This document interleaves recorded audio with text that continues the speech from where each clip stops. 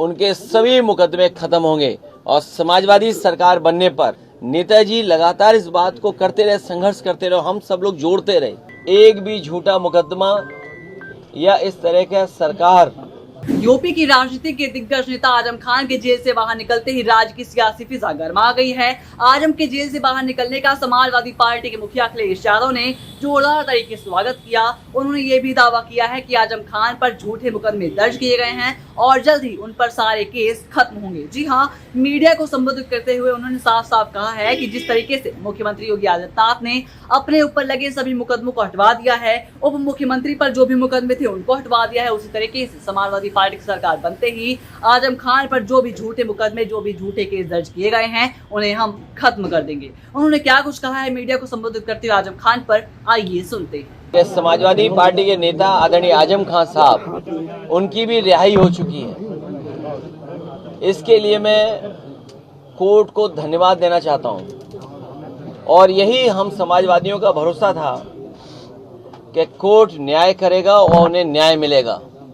हमें उम्मीद है कि आने वाले समय में एक भी झूठा मुकदमा या इस तरह का सरकार जो लगातार भारतीय जनता पार्टी की और वहां का विधायक, खासकर जो रामपुर का विधायक, वो भारतीय जनता पार्टी के लोग मिलकर के और एक ऐसा अधिकारी जिसको एक्सटेंशन पे एक्सटेंशन पे एक्सटेंशन पे एक्सटेंशन पे एक्सटेंशन कम बोला है मैंने, लगातार मिला है, वो अन्याय नहीं करेंगे। हमारे समाजवादियों के लिए खुशी का समय है कि जहां पर वो आज रिहा हो करके आज जेल से रिहा हुए हैं। वो आदरणीय आजम खान साहब समाजवादी पार्टी और समाजवादी पार्टी के संस्थापक नेताजी और हम लोगों के साथ और भारतीय जनता पार्टी का मुकाबला करने पर आज से नहीं, न जाने कब से सबसे बड़ी भूमिका उनकी और समाजवादियों की रही है।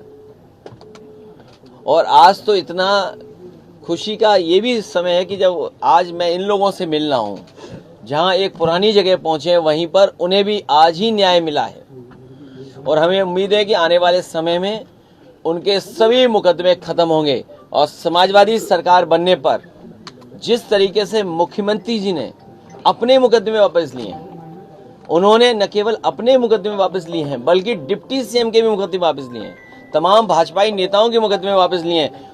समाजवादी सरकार बनने पर जितने भी झूठे मुकदमे लगे हैं आदरणीय मोहम्मद आजम खान साहब पर, वो सब वापस लेने का काम सरकार में होगा।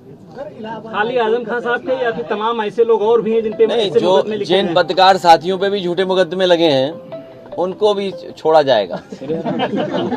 और भाई, आप पे इनकम टैक्स हो, ईडी हो, उसमें भी आपकी मदद होगी। बताओ, सरकार अब जागी है जब स्वजाति लोगों को, वर्चस्ववादी लोगों को और ताकतवर लोगों को हर जगह बैठाया हुआ है। अगर आपका चैनल उन्हें सही चलाना है तो हो सकता है उस चैनल का हेड भी हटा दें। अखबारों के हेड तो हटे ही हटे हैं। तो ये जो 5000 साल पुरानी बातें थीं, उनको दूर कैसे करेंगे? बाबा साहब भीमराव अम्बेडकर जी को जाति की वजह से भेदभाव का सामना करना पड़ा। एनिमिलेशन ऑफ कास्ट उनकी जो किताब है, निबंध है, ऐसे वो पढ़ने लायक है कि किस तरीके जाति के आधार पर भेदभाव हुआ है, लोग अपमानित हुए। डॉक्टर राम मनोहर लोहिया जिंदगी भर इस बात को कहते रहे कि जाति तोड़ो, समाज की व्यवस्था बने, और जाति तोड़ने का काम हो।